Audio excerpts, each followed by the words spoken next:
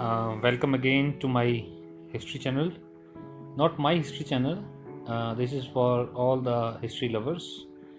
So दिल से history दिल से शायरी में अगेन एक नया टॉपिक लेके आए हैं आपके सामने, जो है वास्को डी गामा। जैसा कि आप स्क्रीन पर देख रहे हैं, इनका जो टाइम पीरियड है 1469 से 1524।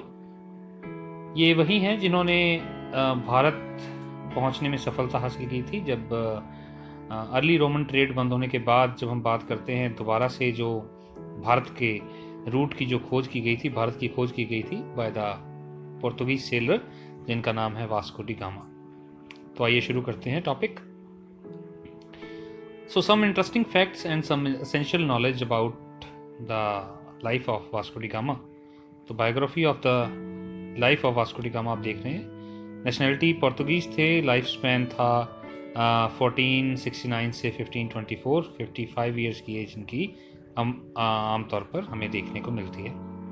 Family, father was Estevao da Gama, Portuguese noble थे एंड कोर्टियर थे। एजुकेशन बहुत अच्छी एजुकेशन थी, काफ़ी लैंग्वेजेस ये जानते थे, और ख़ास करके कुछ ख़ास चीज़ के इनके बारे में हम आगे बात करेंगे। करियर एक्सप्लोरर एंड नेविगेटर थे, और भारत के लिए जो रास्ता था वो इन्होंने खोजा था। हम बात करते हैं, जैसे बचपन में पढ़ाया जाता था कि कोलंबस ने अमेरिका की खोज की और वास्को डी गामा ने भारत की खोज की। तो ये नहीं कि भारत की खोज पहले नहीं हुई थी। भारत कोई ऐसा देश था जिसे किसी ने खोजा नहीं था। 6th सेंचुरी BC में एडी में हमारा जो ट्रेड था 6th सेंचुरी एडी में वो बंद हो गया था, रोमन ट्रेड, और उसको रिवाइव किया था इन्होंने यूरोप के साथ दोबारा ट्रेड इस्टेब्लिश करके। तो वास्को डी गामा का जन्म जो है वो साइंस प्रोविंस ऑफ अलेमटेजो पोर्तुगल में हुआ था। एक नोबल फैमिली से बिलोंग करते थे, जिसके father distinguished soldier and courtier थे। कोर्ट में जो उनकी काफ़ी इज्जत थी। और वास्को डी गामा जो थे वो काफ़ी लैंग्वेजेस जानते थे, फिज़िक्स, ज्योमेट्री, मैथमेटिक्स एंड और बहुत सा जो ज्ञान था इन्हें, जिसके कारण इन्होंने जो कारनामा करके दिखाया, जिसमें सफल हुए, वो थी भारत की खोज।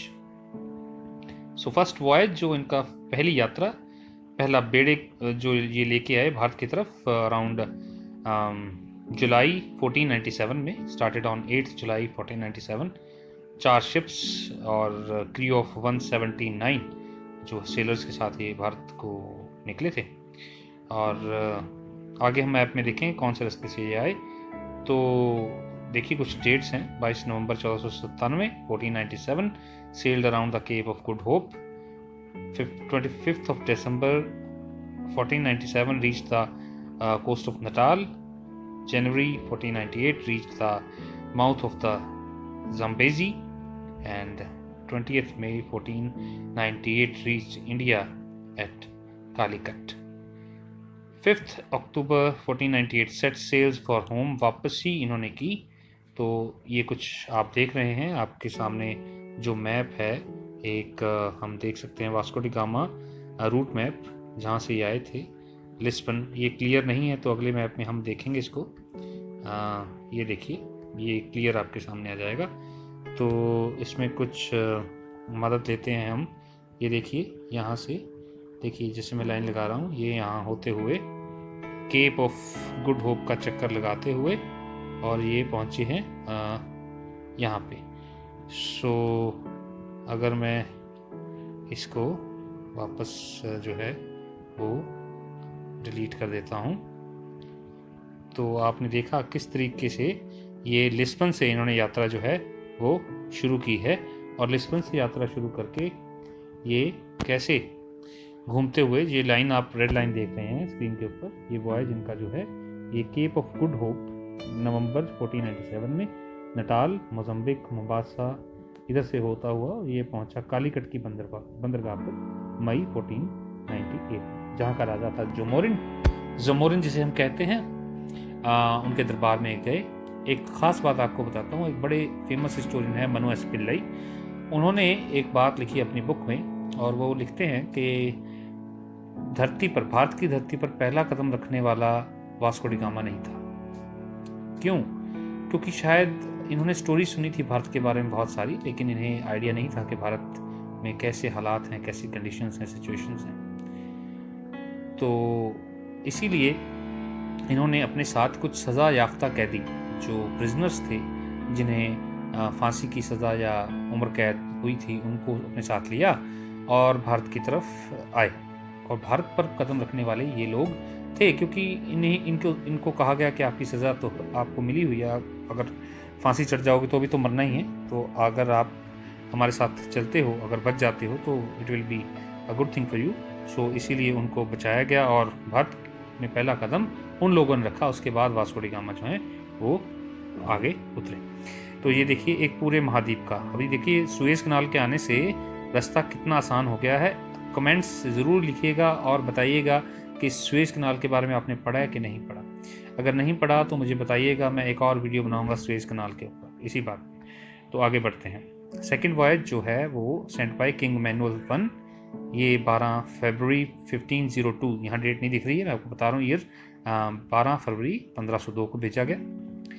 20 वॉरशिप्स थी और इनकी जो मेन इशू था, लड़ाई थी, वो थी अरब व्यापारियों के साथ, क्योंकि उस समय अरब व्यापारी जो हैं वो बहुत ज़्यादा जो है उनका होल्ड था अरेबियन सी में और दिस पार्ट ऑफ इंडिया जो जहाँ पर ये वॉयज आ रहे थे, तो उनको हराया गया और धीरे धीरे अपना कब्ज़ा जो है इस्टेब्लिश यहाँ किया गया। कुछ इंटरेस्टिंग फैक्ट्स और भी हैं, लेकिन अभी due to scarcity of time मैं उसको आपके सामने रिवील नहीं करूँगा, लेकिन इम्पॉर्टेंट आपको ये बात बताता हूँ कि वास्को डी गामा और ख़ास करके पोर्तुगीज़ जो हैं, इन्होंने गोवा, अगर मैं थोड़े समय बाद बात करूँ 1510 में गोवा पर इन्होंने गोवा इस्टेब्लिश किया, गोवा जो है वो अपना होल्ड किया और सबसे लास्ट में यानी 1961 में अराउंड गोवा वापस लिया गया। तो तब से around 451 years Goa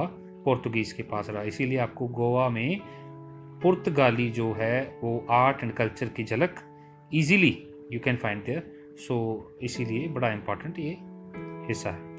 third voyage जो है वो 1524 में स्टार्ट किया गया और कहते हैं कि इनको वायसराय बनाया जाना था और ख़ास करके जो इनके इलाके थे भारत में जो इस्टेब्लिश इन्होंने किए थे, लेकिन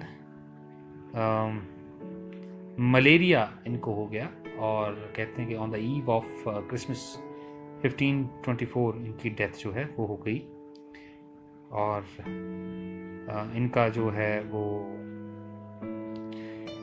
इनको जो है वो दफनाया भी वहीं गया कोची में।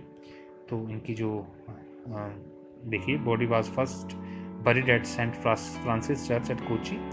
लेटर ऑन जो रिमेन्स हैं return to Portugal in 1539। So इनके लिए जो है वो ख़ास करके ये जो टॉम्ब है, देखिए आप, ये वास्को डी गामा की टॉम्ब है।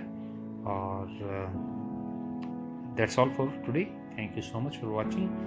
वीडियो अच्छी लगी हो तो कमेंट करें, अगर बुरी लगी है तभी बताइए, और शेयर सब्सक्राइब तो आप करेंगे ही अगर अच्छी लगेगी तो, और बताइए क्या देखना चाहते हैं, उसकी तरह की हिस्टोरिकल वीडियोस आपके सामने लेके हाजिर होते रहेंगे। Thank you so much for watching दिल से हिस्ट्री, दिल से शायरी।